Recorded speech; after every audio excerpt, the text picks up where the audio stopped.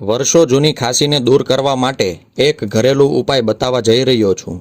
સાથે શરદી, ગળામાં દુખાવો, કફ વગેરે પણ દૂર થાય છે.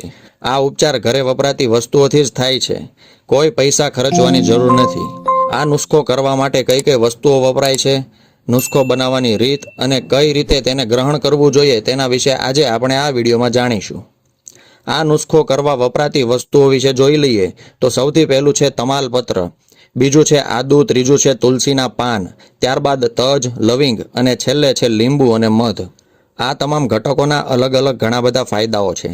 તે ફાયદાઓ શું છે તેના વિશે જાણવું હોય તો તમામ ઘટકોના અલગથી વિડીયોઝ બનાવેલા છે. તેની લિંક ડિસ્ક્રિપ્શનમાં તમને મળી જશે, જરૂરથી જોજો.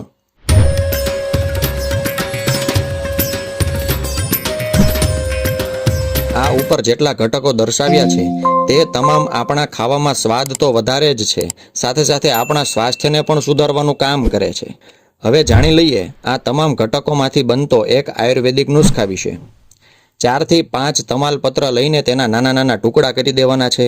1 ઇંચ જેટલો આદુનો ટુકડો લેવાનો છે ને તેને ખમણી નાખવાનો છે. 1 નાનો તજનો ટુકડો, 7 થી 8 તુલસીના પાન અને 3 થી 4 લવિંગ લેવાની છે. સૌથી પહેલાં 2 ગ્લાસ જેટલું પાણી એક તપેલીમાં લઈને તેને ગરમ કરવાનું છે. તેની અંદર તમાલપત્રના ટુકડા, ખમણેલું આદુ અને તુલસીના પાન નાખી દેવાના છે. આ પાણીને 2 થી 3 ઉભરા આવે ત્યાં સુધી ઉકાળવાનું છે. છેલ્લે તેની અંદર તજ અને લવિંગ નાખી દેવાનું છે. જ્યારે પાણી અડધું વધે ત્યારે તેને ગાળી લેવાનું છે. આ જે ઔષધિવાળું પાણી તૈયાર થયું છે તે એક પ્રકારની આયુર્વેદિક સિરપ બની ગઈ છે.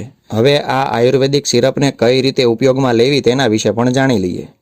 આ આયુર્વેદિક સિરપની 3 થી 4 ચમચીને એક અલગ ગ્લાસમાં લઈ લેવાની છે. તેની અંદર પીવાલાયક હુંફાળું ગરમ પાણી નાખવાનું છે. સાથે તેની અંદર 1 ચમચી લીંબુનો રસ અને થોડું મધ ઉમેરવાનું છે. આ મિશ્રણ હુંફાળું ગરમ હોય ત્યારે ઘૂંટડે ઘૂંટડે પીવાનું છે. જે લોકોને ડાયાબિટીસ છે તેમને મધ નાખવાની જરૂર નથી.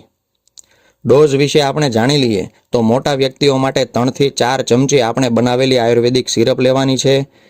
10 થી 15 વર્ષના બાળકોએ 2 ચમચી અને 6 થી 10 વર્ષના બાળકોએ 1 ચમચી આયુર્વેદિક સિરપ લેવાની છે. તેની અંદર હુંફાળું પાણી, લીંબુ અને મધ ઉમેરવાનું છે. આ નુસ્ખો આપણે ગમે તે ઋતુમાં કરી શકીએ છીએ. જે લોકોને કફ થયેલો છે, શરદી, ખાંસી કે પછી શ્વાસ તંત્ર સંબંધિત કોઈ પણ પ્રકારની એલર્જી થઈ છે તો તેમાં તરત જ રાહત આપે છે. આ નુસ્ખાને આપણે લગાતાર 1 અઠવાડિયા સુધી કરી શકીએ છીએ. આ એક અસરકારક અને અત્યંત કારગર નુસ્ખો છે. જરૂરથી ટ્રાય કરવો જોઈએ. વિડીયો કેવો લાગ્યો તેના વિશે કમેન્ટ કરો. વિડીયોને લાઇક કરી મેડિસિન 9 ગુજરાતી ચેનલને સબસ્ક્રાઇબ કરો. ધન્યવાદ. નમસ્કાર.